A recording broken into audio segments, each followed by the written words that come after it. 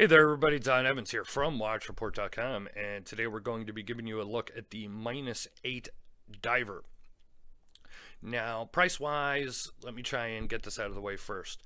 They did an Indiegogo campaign for $588, but it is listed on the website as $788. But at the time that I am recording this video, you could still order through the campaign and get it for $588. I am not sure how long that is going to last at this point. I have not gotten confirmation on that yet from -8. So I'll try and update it in the description below. It makes it a little difficult here for me to comment, only because, you know, $200 price difference that changes the value. But let me show you the watch. Let me tell you all about it and what it is. You're looking at a full titanium case and bracelet. You are getting a Seiko NE15 automatic movement. Of course, you are getting a sapphire crystal, 44 millimeter case, 14.5 millimeter stick, 53 millimeter lug to lug, and a 22 millimeter bracelet. Now, if you're familiar, I have done one other -8 watch here. I reviewed one myself, and has a very similar style of dial as most of their watches do. And this is their first dive watch. And I want to commend them right off the bat just because it's different. And it's not like every other dive watch that you see out there, which, you know, a lot of companies, excuse me, tend to do. As you can see, you know, it is just not your traditional dive watch, and they have included many of the elements, you know, of their design and philosophy, which make -8 unique into this dive watch. But it is a full-fledged dive watch. You are looking at, you know, 300 meters water resistant. It does have a solid screw-down case back. It does have a helium escape valve or helium release valve, which I don't think is needed, and I've gone into that before, but it does have it. 300 meters water resistant. Let me give you a close-up look here at the dial.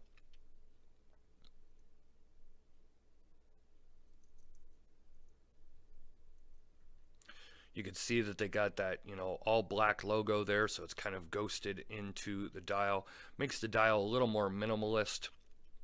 Very large hour hand and you know, hour and minute hand and numbers and markers, so very easy to read. The bezel here has a, you know, it is concave, but it is very, very easy to grasp. Now, one of the things I want to point out here quick is it is easy to grasp and turn, and I could do this with one finger. But usually when you can do that with one finger, that means there's going to be play in the bezel, and there is no play in the bezel. As a matter of fact, I cannot click this backwards at all. It will not go backwards. So while it is easy to click and ratchet, there is no play in the bezel. Of course, you do have a screw down crown. Now, you know, as you can see, this crown is not protected. Okay, it's a pretty sturdy crown. This crown stem is really nice and sturdy. No issues there, and it does screw back down very, very, very smoothly. Try and give you a close-up look here at this extra part of the case, the way they added that on. Now, there's really no use or purpose to this, but it is an interesting design element, in my opinion.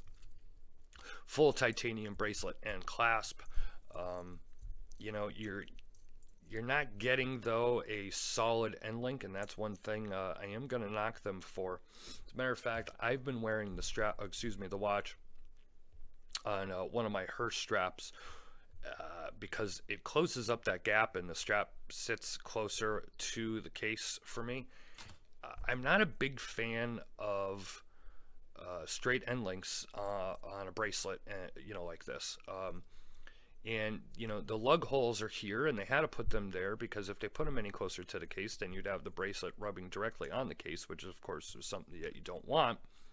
So solid end links, I think, really would have completed the look of this a lot better. I do show on the full review at WatchReport.com, you'll see I have a picture of it on the Hirsch rubber strap that I've been wearing in case you want to see what it looks like on a strap. I think it looks better on a strap, in my opinion. Let me show it to you on my 7.5-inch wrist. I have not sized this bracelet purposely because, one, I like to show you. So I have a 7.5-inch wrist. This is how much room you have left over.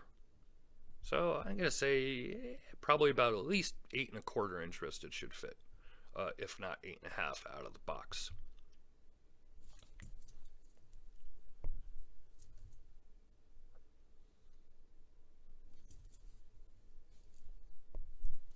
But there is what it looks like. It does seem to play a little bit larger due to the way these lugs are designed and the way they kind of bow out.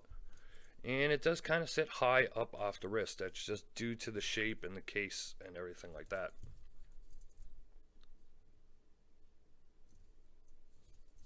But there is a look on my 7.5-inch wrist, just so you can get a good gauge of how this would look on yours. But as I said at the beginning, what I do like about this watch is not your everyday run-of-the-mill diver, or maybe I shouldn't say run-of-the-mill, but traditional. It's definitely a more modern style, and it has the -8 flare, you know, throughout, which you're either going to love or you're not going to love. And, you know, of course, that's up to you. As I always say, we're never here to sell you a watch. We're here to present it and show it to you for what it is and talk about it.